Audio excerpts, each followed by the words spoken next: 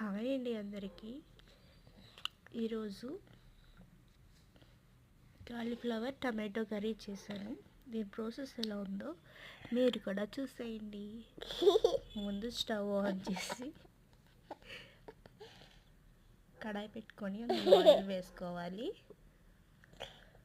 నేను oil 2 spoons వేసుకున్నాను. ఇప్పుడు ఆయిల్ హీట్ అయ్యాక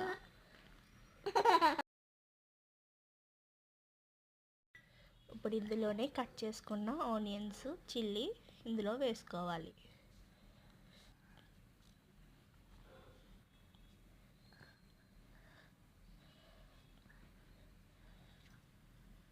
ఇందులోనే కొద్దిగా కరివేపాకు వేసుకొని ఫ్రై చేసుకోవాలి.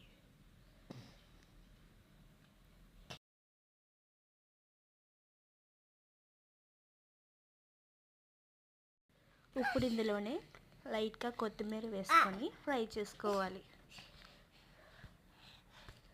ఇప్పుడు సన్నగా కట్ చేసుకున్న కాలీఫ్లవర్ నీట్గా క్లీన్ చేసుకొని ఇందులో వేసుకోవాలి.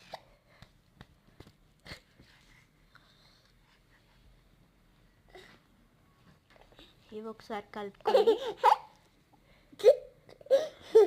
ఈ కాలీఫ్లవర్ మెత్తగా ఉడికేంత వరకు ఉడికించుకోవాలి.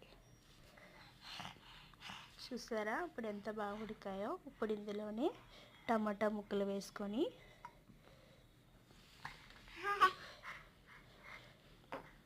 ఒకసారి లోపలికి కలుపుకుండా అలా పైన పరుచుకొని మూత పెట్టుకొని ఉడికించుకోవాలి.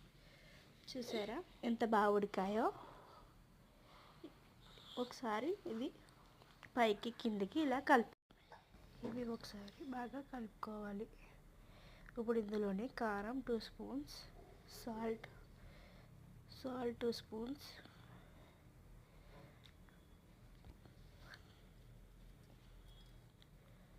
వేసుకొని కలుపుకోవాలి.